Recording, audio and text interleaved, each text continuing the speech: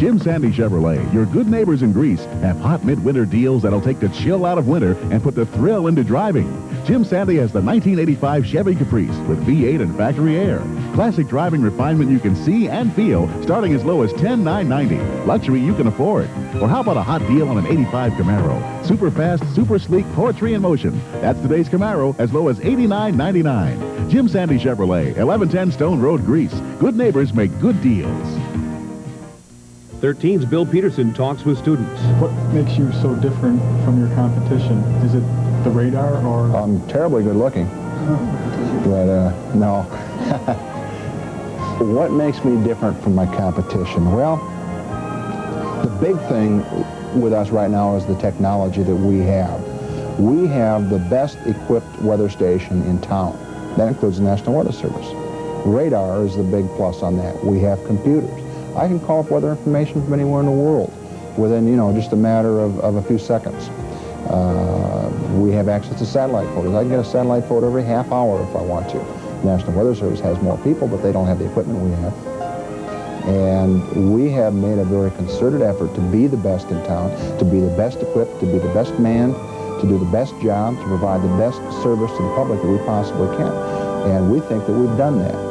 Bill Peterson on WOKR 13 Weather. This is 13 in Rochester, WOKR. The following program was recorded earlier for presentation at this time. Good evening, I'm Ted Koppel, and this is Nightline. Those arms control talks in Geneva. Why did the Russians come? We'll talk live with a Soviet diplomat, a U.S. expert on arms control, and a former deputy director of the CIA. We'll ask them all whether massive coverage by the world media is raising too many expectations.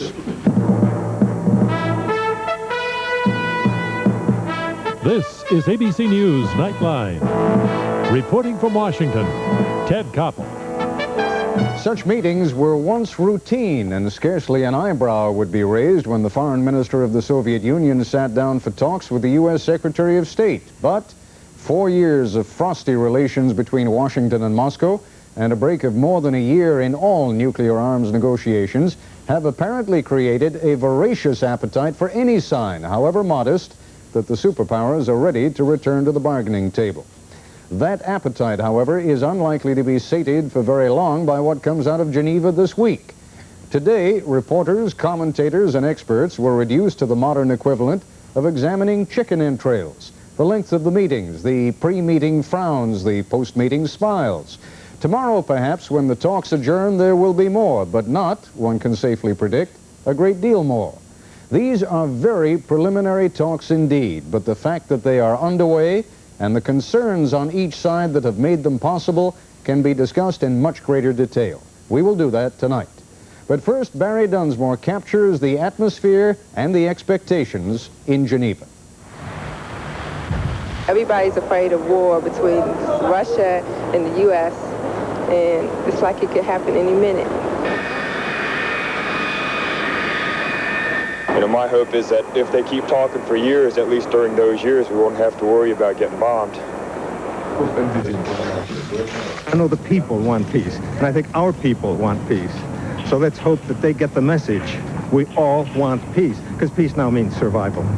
The place is Geneva, but the fear of nuclear war and the hopes of preventing it are universal. Those fears and hopes are fueling the intense international attention which this U.S.-Soviet meeting is now receiving. It's inevitable. We're here in our hundreds. Of course we are. There's nowhere else to be. At least 1,000 international journalists are here. The American big guns line up to talk peace with the Russians. For days, the meeting has been the top story on every European newscast. I'm Peter Jennings in Geneva on ABC. The 3 American television networks have sent their top anchormen, and their major news programs are being produced and transmitted from Geneva. Out of all these meetings today. John? It might be said that never have so many been sent to watch so few to learn so little. You said no questions, Mike, and I said there's no answers either.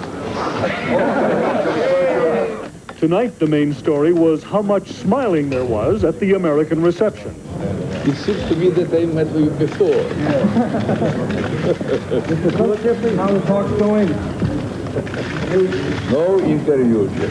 However, as Schultz and Gromyko finished up their first round of talks today, what we know of their opening positions is not conducive to boundless optimism. This is what the Soviets want to head off, the American Strategic Defense Initiative, Star Wars. They fear American scientific superiority, and they can't afford it. But the U.S. is determined not to give up the right to research and develop space weapons. And this is what the U.S. wants to curb, Soviet land-based missiles. But if the Soviets can't compete with the U.S. in space weapons, they are unlikely to be willing to reduce the very missiles that space weapons will be used against. This raises the question of whether Ronald Reagan will ever be willing to make the concessions which would make an agreement possible. Doubters point to the role of Richard Pearl, Assistant Secretary of Defense, who is part of the U.S. delegation here. Pearl was recently portrayed by the Washington Post as the man who doomed détente and the strongest single force against arms control. As to what the Schultz-Gromyko meeting will actually accomplish, Mr. Pearl had this to say. They're going to produce this mouse. It will scurry across the stage, and the press will say, that was it? Actually, at this stage, the journalists here are not that skeptical. I've got to feel they've got something pre-cooked. I can't believe that Gromyko and Schultz have come this far to have a breakdown.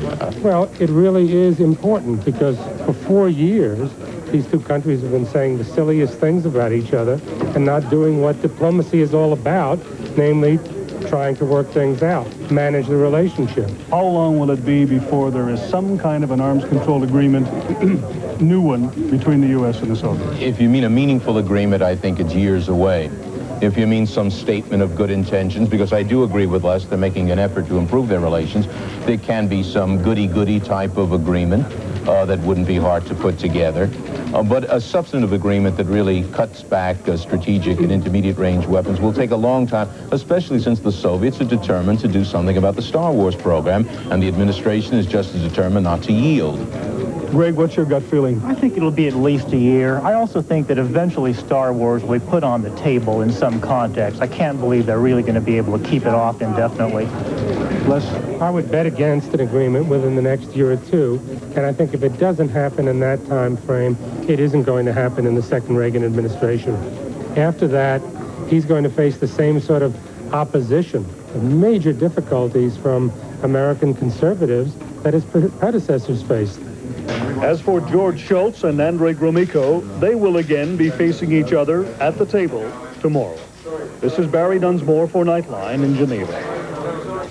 Later in this broadcast, we'll talk with a former top CIA official who is an expert on missile defenses, Admiral Bobby Inman, and with Time magazine correspondent Strobe Talbot, a specialist on arms control. But first, when we return, we'll get the Soviet view from Alexander Podakin, an official at the Russian embassy in Ottawa. This is ABC News Nightline, brought to you by Sealy Mattresses. Every day you rush, my lady. Every day you race. A good night's sleep on Sealy's Best can help you experience your best. You're pushed, you're pulled, but you do your best, and you do it with such grace. Because Sealy Posturepedic is uniquely created to give you sheer comfort to ease the day's stress, you'll experience your best after you experience Sealy Posturepedic. You do your best, and you do it with such grace. Lacrosse, now the Super Series. Team Canada versus Team USA. The International Showdown for the North American Cup coming to War Memorial Stadium Saturday, January 26th. No game is so fast, so demanding, so punished. From the Summer Olympics, the toughest, most highly trained, physically dynamic athletes in the world. Box lacrosse. It makes Sunday football look like a Cabbage Patch picnic. Flashing, checking, boarding. Box lacrosse. The goal is to win and survive. In the final countdown to 1985, time is money. One last shot at gold medal savings in '84. Right now at Hallman Chevrolet. Price is your incentive. The January 1st inventory tax is ours. Save up to $1,300 on a new '85 Celebrity. Up to $1,800 on a new '85 Chevy Blazer. But the clock is ticking, so... Go for the gold. Now at your gold medal Chevy dealer, Hallman Chevrolet. I'm Peter Jennings in Geneva. Tomorrow on World News Tonight, the second day of Soviet-American talks about arms control. Will there be fewer nuclear weapons, or will there be another arms race? Joining us live now from station CJOH in Ottawa, Alexander Podakin, press attaché at the Soviet Embassy in Canada. Why did the Soviet Union agree 13 months after walking out of similar talks to come back now? Well, Dad, first of all, we did not agree. We suggested that the talks begin. The United States have agreed to it, and we are happy to be, again, talking on a high level. I stand corrected. And why did you suggest it? 13 months ago, you were saying when you walked out, I mean, you, institutionally speaking, were saying as long as the United States deployed its cruise missiles and its Minutemen in Europe, the Soviet Union would not talk. Here you are now. Yes, but this is another set of talks, and it has a very clear-cut aim as far as the Soviet Union is concerned. This is to stop the nuclear arms getting into the sky.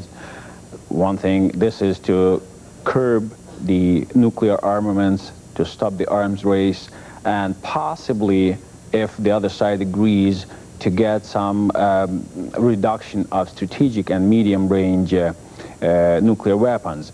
So this is another set of talks, and we just don't see how we can sit on both sides of the ocean with no talks between us. This would lead us nowhere. And the main reason why we suggested the talks be held is that we want a more secure peace, a more stable world situation, more cooperation on any possible level between East and West. Let me just quickly correct something I said a moment ago. I said Minutemen and cruise missiles. I obviously meant Pershings and cruise missiles. But let me pick up now for a moment on something you said. It makes it sound, Mr. Podakin, as though President Reagan was absolutely right in proceeding with this, what has been called the Star Wars Initiative or the Strategic Defense Initiative, if what that did was to so concern you in the Soviet Union that you then proposed to have these talks. Maybe that was all to the good. Well, it does not necessarily coincide with what Mr. Reagan had to say or with the introduction of this Star Wars concept. We have been always against adding new spirals for the arms race, and we have always been against pushing the arms into the areas where there have been none. So this is the major point, that we would not like to see the arms race going into the other fields where it hasn't been yet, because this only can make our planet a less safe place to live. That's it. All right.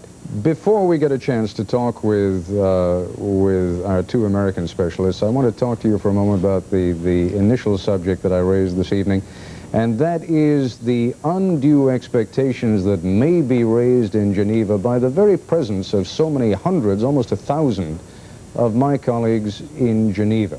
Are you concerned by that at all? Yes, in a way, but maybe not exactly in the way some other people would see it, because there are quite a few journalists from the Soviet Union and other countries, and I would say that this is a normal and healthy development, because we have to admit that over the last 3 years, take out the talks that were held in Geneva before, this is one of the major achievements between the United States and the Soviet Union. It has to have some prominence, which it has. On the other hand, what bothers me, for example, is that somehow in the Western quarters, people are trying to capitalize on the attention of the press to this development. Capitalize in what way? Yes, and use it to put it down, to sort of play it down. They use the press to distribute the press releases or come up with some analysis that you don't have to expect much from this kind of talks. You don't have to expect, which is to say that if the negotiations fail, nothing wrong happened. We just thought it would go this way. Very quickly, because I do want to get to our other guests. Here's your opportunity then to make a more courageous kind of prediction. What do you think is going to come out of them? Well, I think that the target that has been set for these talks allows us to have some very good hope for a positive decision made by the two countries involved, which would benefit the rest of the world. That was a wonderfully impenetrable diplomatic kind of statement. What do you think is going to come out of these talks? Yeah, Ted, anything more than setting the stage for more talks? Yes, if the United States shows this time the kind of attitude that the world expects from the other side, yes, we may come up with a very sound solution of some of the major problems of today. But Ted, again, I would like to go back to what I wanted to say, and we somehow veered away.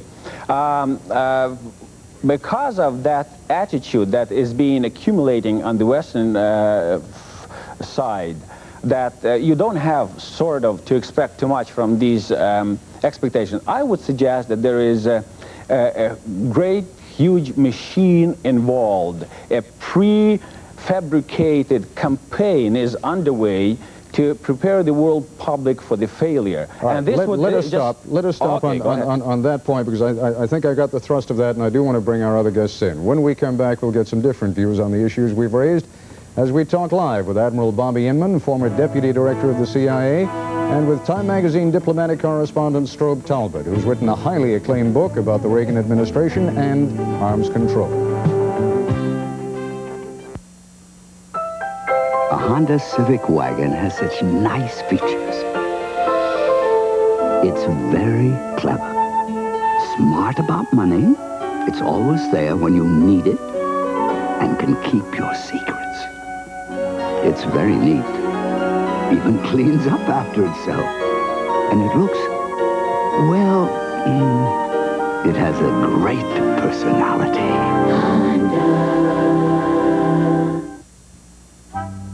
Annie, Kraft macaroni and cheese. Mr. Kraft, your macaroni and cheese has more cheese than anyone's, right? Right. It tastes the cheesiest. Right. So it should be called cheese macaroni. Annie, great idea. Kraft macaroni and cheese has more cheese than any other brand. That's why it tastes the best. Annie! They might change the name, Mom. Oh? I got it straight from the top. Kraft cheese and macaroni, the cheesiest. Attention viewers, please have a pencil and paper ready to be included in the following national advertising test campaign. Viewers of this station are invited to receive a nationally distributed brand name 35mm camera featuring imported optics for the unheard of price of only $19.88. 35mm cameras sell for as much as $300 in department stores. Due to the nature of this campaign, we are not disclosing the brand name of this fine camera on the air. This is not a toy or an Instamatic type, but a true 35mm camera which also makes a fine gift. Its state-of-the-art features include a 40mm fixed focus lens, direct film advance, hot shoe contact for flash, leatherette carrying case, and wrist strap, complete instructions for simple operation, and most important, a full 1-year limited warranty. Because we wish to ensure their even test distribution, this offer may not be available in stores and may be withdrawn at any time. Only 2 cameras per household will be permitted. This is a direct-to-the-consumer offer and not open to dealers. Only credit card and prepaid orders will be accepted. Viewers who wish to receive this fine camera, please stand by with a pencil and paper. For MasterCard and Visa orders only, no CODs. Call toll-free 1-800-453-2800. That's 1-800-453-2800. Or send 1988 plus $3.85 postage and handling to camera. Box 1345, Murray Hill Station, New York, New York, 10156.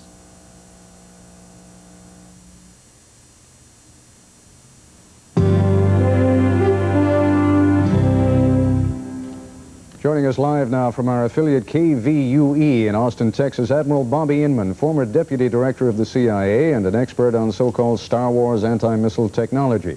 And in our Washington bureau, Strobe Talbot, whom I knew from a different incarnation as diplomatic correspondent for Time magazine. He is now their Washington bureau chief. More to the point, he is author of Deadly Gambits, the definitive book on arms control negotiations.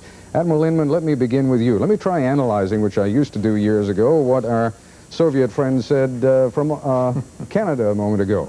I interpret that as being, if things go badly, then that's the way the United States wanted it to be in the first place. If we wanted it to go well, it is within our power to do that.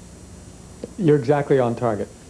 And one other correction I would make, in sort of letting the U.S. always be the one who moves out to new areas for new weapons, Soviets are the ones with the operational anti-satellite system. U.S. does not have an operational one. Why do you think the Soviet Union initiated or agreed to come to those talks? Soviets painted themselves into a corner with the propaganda campaign they had going in Western Europe to block the deployment of cruise missile and Pershing. When the shoot down of the Korean airliner caused that whole effort to collapse, they didn't have an easy retreat. But they're practical people. They believe there is a genuine prospect that the Strategic Defense Initiative would work. And I believe that concern, that fear, is the primary factor in the initiative that they've now started for a new round of talks. Strobe, Talbot, let me ask you, does it really matter whether it will work or not work as long as the Soviets believe that it might? Well, I think that's your question suggests a good point. The very danger that it might work, that is an American strategic defense initiative might work, obviously casts a whole pall of uncertainty over their own military planning. And also, Ted, they have to worry a great deal whenever the United States moves into a whole new area of military technology. Perhaps Star Wars might be disappointing to those who hope that it'll give us an impenetrable defense of our populations, but who knows what other military benefits it might give to the United States that the Soviets would then have to contend with. They are very frightened of American technology, and Star Wars is a kind of apotheosis of that, and therefore terribly worrisome to them. All right, if you were responding to Alexander Podakin, and indeed there's no reason why he can't jump in right now, and he has said to us, it is really in American hands to make this thing go well beyond the kind of limited goals that I sketched out earlier, you would say what? Was the question so vague, Strobe? It was to you. Sorry, I wasn't sure it was to me, Ted. No, it is.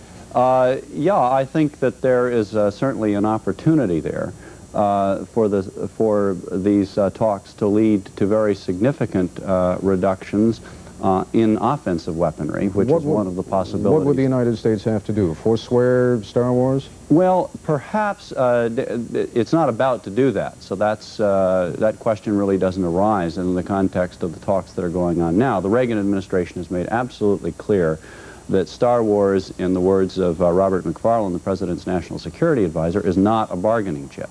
However, down the road, as it becomes a little clearer what the United States really has in mind when it's talking about the Strategic Defense Initiative, if it becomes apparent, for example, that what we have in mind is some kind of more limited plan to defend our strategic offensive weapons, then it might be possible to have some kind of trade-off back and forth between offense and defense. Now, it's not at all certain, of course, that the Soviets will sign on to that, nor is it certain that that's what the administration will eventually come to. Mr. Podakin, let me just be absolutely clear that I understand your position and how it reflects the Soviet position. In order for these talks to be successful, in order for them to move on to a really useful next stage, is it possible for the Soviet Union to do anything constructive right away, or must the first step, from your point of view, come from the United States? I wouldn't be able to tell you right away who is supposed to make the first step. The first step has been done as far as we are concerned. And that is what? That is the beginning of talks. This is the first major step, and if the the next step is done in the direction of limiting the arms stockpiles, of curbing the arms race, of preventing from going into new areas. That would be the positive development we are looking for, and that is exactly the whole idea behind the talks. Other than that, we didn't have other goals of going for the talks. The talks were called exactly to minimize the threat of the war, to stop the new technology, destructive nuclear, whatever, sophisticated technology going into space and so on. And if the two sides would be able to find some common grounds in this particular framework, there is a good chance that we might see a better world weeks from now or months from now. Admiral Inman, if that is indeed the framework, how do you rate the chances then? If it requires that at some point or another the United States indicate a willingness to step back from research into a strategic defense initiative, is it realistic? Standardly, we've not agreed to cut off research and arms control agreements. We've not gone forward with deployments or hopefully reduced forces. My understanding, sitting down here in my quiet southwestern part of the U.S., is that what we're expecting to see out of Geneva is the framework for talks that are going to run for 1, 2, maybe 3 years before we see an actual agreement. It seems to me the question really is, are we going to have several different negotiations going on at the same time, or will we try to do it all in one major package? The U.S. has 6 to 8 years of research before we really are in a position to make any kind of judgments on deployment of a strategic defense initiative. If that is so, Admiral Inman, then clearly we would not be in a position. I mean, if you're saying the research is going to go on anyway, then how can you negotiate something away, the research, I'm going to say this badly, for which the research hasn't yet even been done? What you would actually negotiate away is a decision to deploy. And with the ABM treaty, we did not cut off research in the ABM area. We made a decision not to proceed to deploy. And frankly, I think the Soviets would settle for that. They'd be happy if we didn't do the research. They worry about its outcome. But what they're out for here is to get a treaty that would preclude the deployment of the Strategic Defense Initiative. Gentlemen, it is almost impossible to try to discuss in the space of 20 minutes or so what will take months, maybe years to negotiate, but I'm very grateful to the three of you for joining us this evening. Thank you. I'll be back in a moment.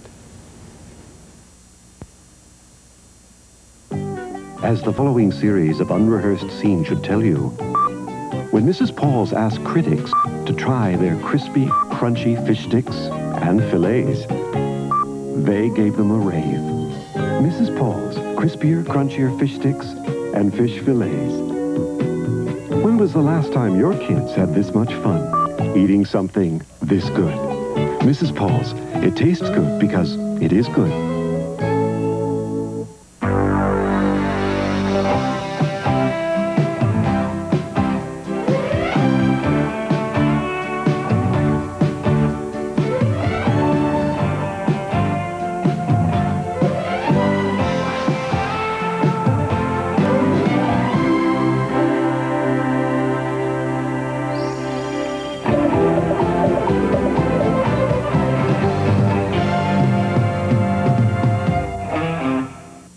One ground decaffeinated coffee tastes so smooth and rich. So incredibly smooth and rich, it's grown to be the biggest seller in the country. But now Brim is offering you a big choice, because now there's new Brim Dark Roast with a taste that's dark, hearty, and robust. So now when you fill your cup to the rim, you have a big decision. Regular roast or new dark roast. Two things make that day so special: a lovely wedding and an elegant reception at the Diplomat Party House, Lyle Avenue. Come, share your joy. Hi, this is Marion John Alhart. And we're inviting you to join us for the Weekend with the Stars Telethon for Cerebral Palsy. It starts this Saturday night. Urban League Clerical and Word Processing Training offers fine opportunities for jobless and low-income persons. You may be eligible. Call 325-6530. Tomorrow, Steve Bell with the first news from the Geneva Arms Talks, and Kathleen Sullivan with the rest of the news from Washington on ABC's World News This Morning before Good Morning America. I'm David Hartman. Can the Soviets be trusted in arms negotiations? Tomorrow from Geneva, I'll talk with William Colby and Harold Brown about trusting and dealing with the Soviets on Good Morning America. Tomorrow on World News Tonight, Peter Jennings will again anchor from Geneva with full coverage of the second day of the U.S.-Soviet talks on the issue of arms control negotiations. That's our report for tonight. I'm Ted Koppel in Washington. For all of us here at ABC News, good night. This has been ABC News Nightline. For a transcript of tonight's broadcast, send $2 to Journal Graphics, Box 234, Ansonia Station, New York, New York 10023. Nightline is a presentation of ABC News. Tuesday, Ricky's gonna have a baby. Jack gets the surprise of his life. That's not yours. Three's a crowd, and Tony's in for a little shock. That's Santa in that dress. You're turning her into Joan Collins. Who's the boss? All starting at 8, 7 Central. Tomorrow. Celebrations are the specialty of the Country House restaurant, and owner John Gabriel invites you to have your next one at the Country House and be treated to a day you'll long remember. The Country House's spacious party room is the perfect setting for any gathering, weddings or banquets, and all happy occasions. And year after year, in addition to the great parties, the Country House continues to serve its many customers delicious lunches and dinners daily. Plan your next party with the Country House Restaurant and Party House, Linden Avenue in East Rochester. Okay, listen close. New Year inventory sale on all 5 floors of music. I don't want to be counting all this stuff. I want to be out rock and rolling. Albums and tapes on sale for just $4.98, like Bruce Springsteen, Prince, Tina Turner, Madonna, Sorba,